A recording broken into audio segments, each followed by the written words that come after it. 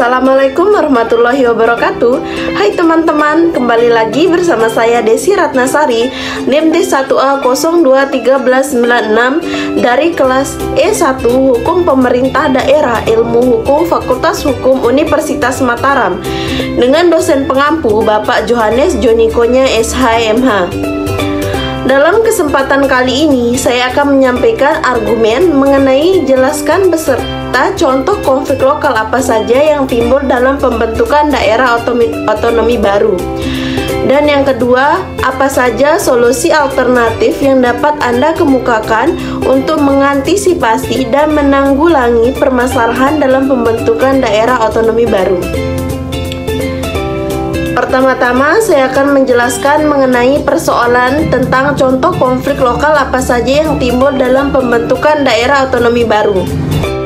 Pertama-tama, saya akan menjelaskan mengenai persoalan tentang contoh konflik lokal apa saja yang timbul dalam pembentukan daerah otonomi baru. Pembentukan daerah otonomi baru atau DBO biasa dilakukan untuk mendorong pembangunan di suatu negara. Berdasarkan Undang-Undang Nomor 32 Tahun 2004 Pasal 4 Ayat 3, daerah otonomi baru terdiri dari yang pertama, penggabungan beberapa daerah, dan yang kedua, pemekaran dari satu daerah menjadi dua wilayah atau lebih.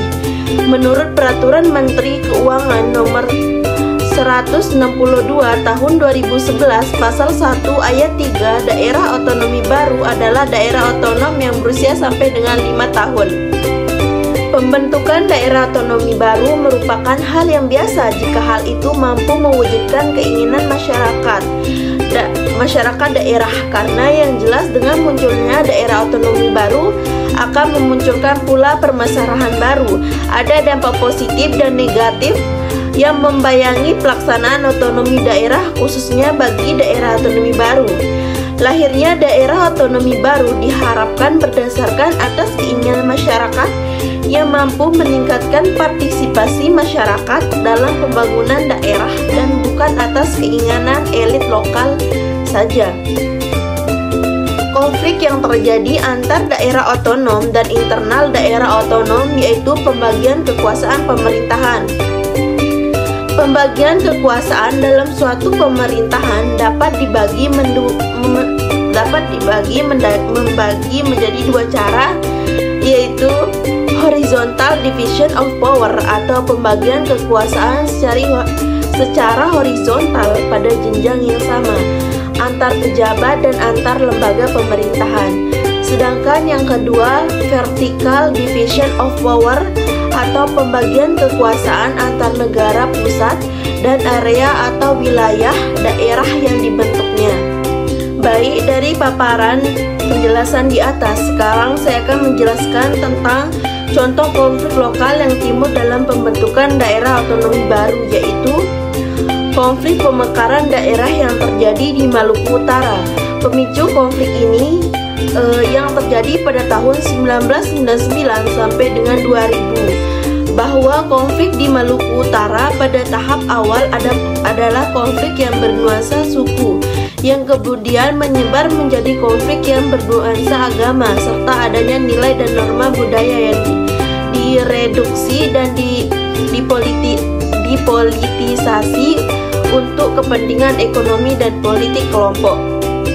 Konflik di Maluku Utara seperti halnya yang terjadi di Maluku Tengah tidaklah tunggal. Persoalan kesenjangan sosial, perebutan sumber daya alam, serta pertikaian elit politik dan birokrasi merupakan faktor pembungkus konflik agama yang selama ini diyakini oleh sebagian besar masyarakat, baik dalam konteks nasional maupun dalam konteks lokal. Selanjutnya, seperti halnya pada konflik antar warga beragama Islam dan Kristen yang terjadi di Halmahera, Maluku Utara, diawali terlebih dahulu konflik antar dua desa yang berada di Kecamatan Ibu, yaitu Desa Telaga atau mayoritas penduduknya beragama Islam, dan Desa Bataka yang mayoritas penduduknya beragama Kristen. Dari sini bisa dilihat bahwa pada awalnya konflik ini memang telah bernuansa agama, tetapi tidak banyak yang mengetahuinya, dikarenakan insiden telaga ini berlangsung singkat dan beritanya tidak diberluaskan, yang kemudian disusul oleh insiden Malifood yang bernuansa suku kemudian menyebar luas menjadi nuansa agama. Baik, di sini saya akan melanjutkan untuk menjawab pertanyaan yang nomor 2 tentang apa saja solusi alternatif yang dapat Anda kemukakan untuk mengantisipasi dan menanggulangi permasalahan dalam pembentukan daerah otonomi baru. Cara untuk mengantisipasi pembentukan daerah otonomi baru sebagai berikut. Yang pertama, untuk kabupaten atau kota, pembentukan wilayah baru atau pemekaran harus mendapatkan persetujuan dari DPRD kabupaten atau kota dan bupati atau wali kota dari kabupaten atau kota asal. Selanjutnya harus mendapatkan persetujuan dari wilayah provinsi, yaitu DPRD dan gubernur.